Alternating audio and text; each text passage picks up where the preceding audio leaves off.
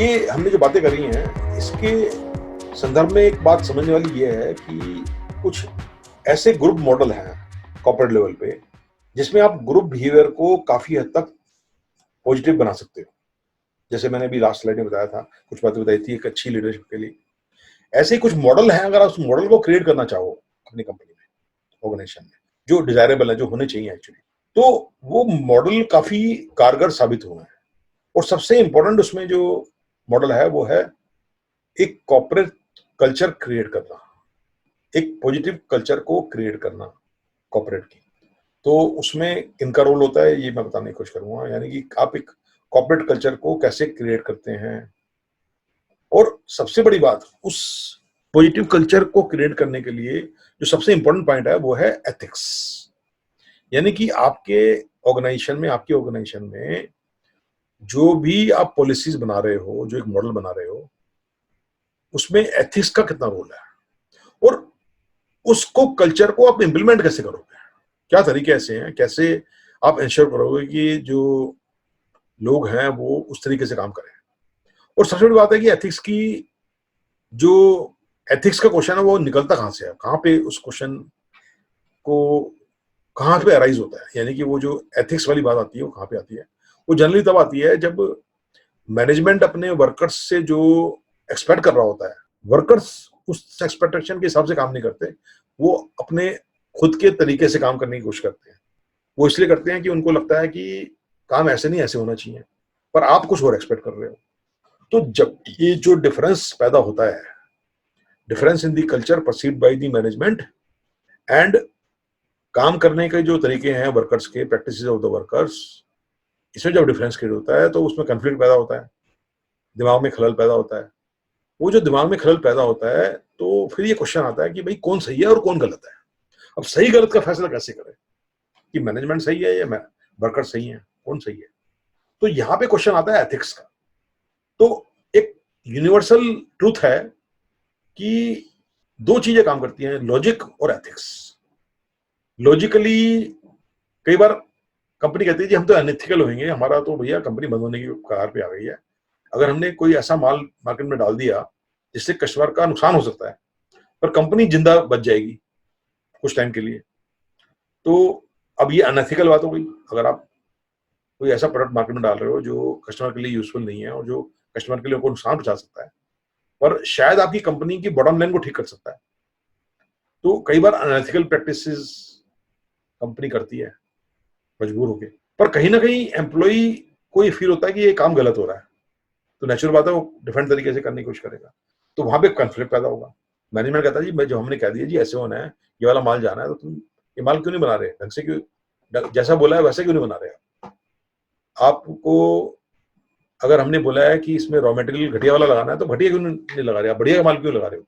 आप raw material आपको जो हम दे रहे हैं वही लगाना पड़ेगा ना आपको। तो वो कहता नहीं जी ये तो गलत है जी, हम तो ये रॉ मटेरियल यूज करेंगे तो ये तो माल चलेगा ही नहीं आपका, आपका भी मतलब कस्टमर का नुकसान होगा। तो कंपनी कहती है नहीं जी ऐसे नहीं, हमने आपको जो बोला वैसे करना पड़ेगा। तो यहाँ कंफ्लिक्ट पैदा हो गया। और यहाँ क्वेश्चन उठ गया, एथिक्स का क्वेश्चन उठ गया कि भाई कौन एथिकल है। तो लॉन्ग टर्म चलाने के लिए आपको वर्कर की बात भी माननी पड़ेगी यार, कि वो सही कह रहा है। आप गलत माल मार्केट में भेजोगे तो शॉर्ट टर्म में तो बेनिफिट हो जाएगा, पर ज्यादा दिन कंपनी चल नहीं पाएगी। तो क्वेश्चन यही, एंड में रिजल्ट यही निकला कि जब इस तरह के कंफ्लिक्ट पैदा होते हैं तो एथिकल मेथड ही कामयाब होता है। इसलिए कॉर्पोरेट कल्चर जो आप बनाने की कोशिश कर रहे हो, जो मॉडल बना रहे हो, उसको एथिकली बनाओ शुरू से ही, और उस पर ही स्टिक करो, तो कोई प्रॉब्लम आएगी नहीं। तो उस एथिकल बिहेवियर को बनाने के लिए आपको लीडर को भी एथिकल होना बहुत जरूरी है। यानी कि जो लीडरशिप है इट शुड बी एथिकल। और एथिकल लीडरशिप जो है वही एक कोर कल्चर बनाती है ऑर्गेनाइजेशन की, जो एथिकल है अपने आप में। और वही लीडर जो एथिकल लीडर है वही उसको प्रोटेक्ट भी करता है, ये उसके काम है, इसीलिए इसको लीडर बोलते हैं। मैनेजर और लीडर में सबसे बड़ा डिफरेंस यही होता है। मैनेजर का काम होता है लोगों से डील करना, इंसानी मशीन जो उसको किस तरह से चलाते हैं, उसको कैसे बिहेव, उसको कैसे मैनेज करते हैं, ये काम मैनेजर का है। पर लीडर का जो काम है वो एक पूरी ऑर्गेनाइजेशन के कल्चर को क्रिएट करना है और उसको प्रोटेक्ट करना है, ये लीडर का काम होता है। यही मेजर डिफरेंस होता है मैनेजर और लीडर में, ठीक है ना। तो एक कंपोनेंट तो हो गया कल्चर बनाने में लीडरशिप।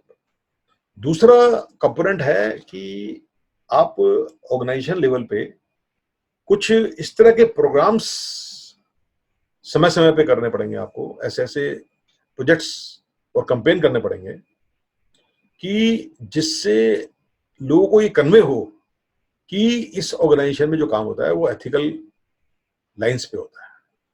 अगर आप एथिकल लाइन पे काम नहीं कर रहे हो तो आप काम गलत कर रहे हो। तो इस तरह के जो बीच बीच में कैंपेन चलते हैं, तो इससे एक एथिकल कल्चर क्रिएट होती है ऑर्गेनाइजेशन में। आप कई बार किसी बड़ी कंपनी की फैक्ट्री में जाओगे आप कभी, तो वहां पे आप देखोगे उसमें लिखा रहता है क्लीनलीनेस वीक, यानी कि पूरे हफ्ते सबसे ज्यादा इंपॉर्टेंस दी जा रही है वर्क प्लेस क्लीनलीनेस पे, शॉप फ्लोर क्लीनलीनेस पे।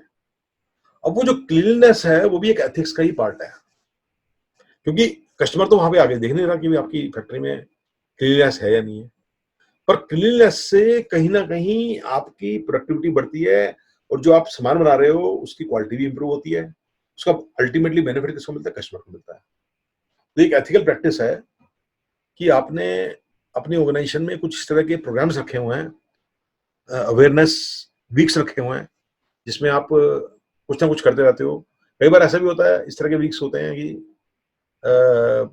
एजुकेशन वीक, यानी कि हर वर्कर को आप टाइम देते हो कि आप डेली 2 घंटे 3 घंटे आप कुछ लर्निंग करोगे, आपको वर्कशॉप कराई जाएगी और उस वर्कशॉप के अंदर वो आपको बताते हैं कि भाई कस्टमर ओरिएंटेशन क्या होती है, कस्टमर से किस तरह से बात की जाती है और कस्टमर की प्रॉब्लम को कैसे समझा जाता है। ये भी एक एथिक्स का पार्ट है। तो इस तरह के जो एथिकल प्रैक्टिसेस हैं और उनके कम्युनिकेशन के लिए, उन चीज़ों की कम्युनिकेशन करने के लिए जो एथिक्स प्रोग्राम्स होते हैं, वो आप समय समय पर अगर करेंगे तो ये भी एक डायमेंशन है कल्चर बनाने के लिए। इंसान एक कॉर्पोरेट कल्चर ऐसे बनाई जाती है। और फाइनली जो बड़ा इंपॉर्टेंट पार्ट है वो है कि एक कोर एथिकल वैल्यू क्रिएट करना ऑर्गेनाइजेशन में। कैसे वैल्यू क्रिएट करना? कि अगर कोई आदमी एथिकल तरीके से काम कर रहा है ऑर्गेनाइजेशन में, उसको आप रिवार्ड कर रहे हो, और जो आदमी एथिकल तरीके से काम नहीं कर रहा है उसको पनिश कर रहे हो। उससे क्या होता है कि पूरी ऑर्गेनाइजेशन में एक फेथ क्रिएट होता है कि इस ऑर्गेनाइजेशन में सही और गलत का डिफरेंस है, क्या सही है क्या गलत है, लॉजिकली भी और एथिकली भी। तो अगर आप उस पर डिसीजन ले पा रहे हो तो वो वाली आप जो कोर एथिकल वैल्यूज है उसको प्रोटेक्ट कर पाओगे। तो ये तीन चीजें जो हैं एक एथिकल कॉर्पोरेट कल्चर बनाने की कोशिश करती है। और at the end of the day आपको जो कॉर्पोरेट कल्चर बनानी है उसका मेन मुद्दा एथिक्स ही है। अगर आप वो बना पाएंगे तो आपकी ऑर्गेनाइजेशन को आप एक अच्छी कल्चर के साथ, एक अच्छी लीडरशिप के साथ चला पाओगे और वो सस्टेनेबल होगा। तो ये इसमें मैंने बताने की कोशिश कर दिया। तो ये भी एक ऑर्गेनाइजेशन लेवल पे लोगों को डील करने का तरीका है। अभी ग्रुप से भी आप ऊपर निकल गए हो। अभी तो मैंने उससे पहले तो आपको ग्रुप के बारे में बताया था। अब हम पूरे ऑर्गेनाइजेशन की बात कर रहे हैं। एक लीडर जो पूरी ऑर्गेनाइजेशन चलाता है, उसको उसको मैनेज कर, लोगों को मैनेज करने के लिए उसको एक कॉर्पोरेट कल्चर बना के एक मॉडल उसने बनाया है।